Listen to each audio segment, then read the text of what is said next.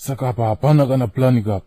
Handichaziva kuti ndoita sei manje apa. Pakaipa. So manje ndatova desperate manje. Handisisina kana plan. Imbori nyaya yeiko Daddy CB yabva yakupusisai kudaro. Talk to me baby, chii chiri kunetsa? Sha, pane kapu yandakashandira musi weNew Year vanogara kuSouth Africa uko. Apa wakafona kanizuro vakandiudza kuti vachingosvika chete vese vakabva kudedzwa kubasa kwavo kwavainge vambomiswa kwenguva refu. Gaya sha. Saka ndozvosuwisa munhu here izvozvozvo. Nemiwo munazvo futi. Murume mukuru mukufanira kutofaraka. Inyasha dzedenga dzaita kuti vasvikirane nemachena kuJoza ikoko. Inzwaka baby, murume wamai vavoka ari kufara zvisingaiti. Saka ati akanditengera masofa manyuwani nemagroceries. Saka atotumira mafuta acho mufoni mangu. Saka problem manje yanyaya yeCovid manje. Zviri kunetsa izvi kuti vatumire because mabhazi akari kustaka paboda. Mabwambe muramba. Zvari mavheji muheji Daddy CB. Kutongonyura kauko. Oro motongoedza kutwara namazaba vacho ochengeta everything. Tozongotangira panopera lockdown yacho. Rugare ngaruve nemi. Ngaruve nemiwo. Akumana. Kukuzongogara makabata shaya mugore renyu chiboy rei. Mawani munhu waMwari. Ndine vatenderi vane zvinhu zvavakanditengera kuCape Town uko. Manje wei yekuti zviuye kuno ndo yanetsa manje nenyaya dzelockdown idzi.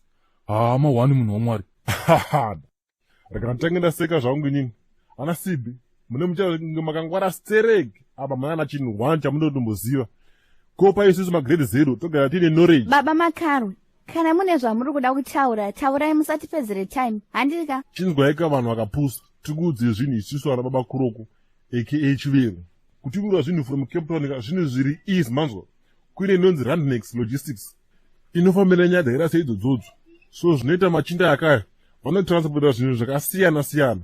Zvinosanganisira magroceries, furniture, maspare motor, sanenge seOCB wakatenga kamugweche kako. Kudai so, industrial tools futi vanotakura, machinery, mibhedha, masofa, mafiriji, marata roof, even matiles achona futi. Chese chinotakurika chiri pamutemo vanotakura. Baba Makaru, hamusi mangujairira vanhu irapo. Zvese zvamukutaura zvimukuzvizira kupi izvi? Vaisibi, iwo ukachakoyoka kushandira vanhu chete chete. Inini ndiri munhu webusiness. Ukona firiji yangu yaendesisa munyama yangu yeMakarwe yaya. Ndakatotumwa na blazi vangu kubva kuCape Town. Ende vanhu vachenda veRandnex vakatoenda pamba pablazi vangu vakatonotora firiji iyoyo necooler box rakatengwa nablazi yangu. Kuno kwachona ndakangova chete adresi yangu yekumagada side. Vakabva vatosvika nemasinhi angu ende anga ari bo zvekuti musi wavange vati vanotasvika ndo vakasvika ende vakatokasika futi kusvika. Apa ndo pamafunga manje apa kubva 2020. Saka mukuti magrosimbi angu nemasofa angu zvinotonotorwa kumba kwamadzibaba ivavo zvoya pamba pangu panapa. Sha izvezvika ukatofona kune kablazi kanonzi Francis nekamu kanonzi Prince.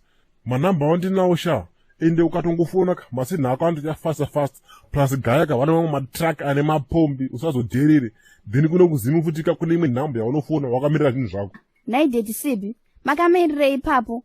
Fonai kana itiitirwe zvinhu zvacho nawo. Ndichikomberere uyu. Amanaka. Kuchenere uku. Hapana apa. Handi munotoona here kunge matsaga. Unaika lebura ndakarova here. Hede. Hembe dzakanaka idzi wadzitenge piko nai Rasta wembanje. Makadhipa naika. Ndakapuwa nhamba dzeRandnex naGarwe uyu. Ndikabva ndavafonera ipapo. Ndikataura navo vakati ndivatumire mari kuJoza ikoko. Ndikabva ndatovakandira ipapo ndobva ndatovaudza zvekutenga. Variko kuJoza ikoko ini ndichitori kunoko.